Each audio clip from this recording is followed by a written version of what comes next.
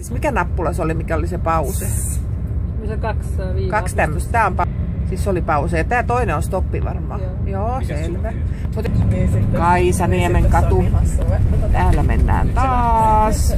On muuten tosi. Missäs täällä on pyörätiet? Ei näy minkäänlaisia pyöräteitä. Ne olisi kyllä ihan mukava. Ratikka aina mukava kapistus. Edessä olevassa bussissa lukee, että matkalla tulevaisuuteen. Se on kyllä siis jonkun muun mainos, mutta kelpaa meille, kun se on kuitenkin julkista liikennettä. Niin ollaan muuten mekin. #Hulk vihreällä tämmöisellä bussilla. Nyt lähestytään pitkää siltaa. Tässä on itse asiassa semmoinen raja, mihin loppuu Etelä-Helsingin vihreiden alue ja alkaa Kallion vihreiden alue. Samaa Helsingin vihreitä kuitenkin. Tässä mennään ratikan vihreitä aluetta. Sitten kun mennään tuonne pohjoisempaan, niin sitten alkaa olla ihan metsävihreitä aluetta, mutta tää on vielä tätä ratikkavihreitä. No niin, siirrytään Kallion puolelle.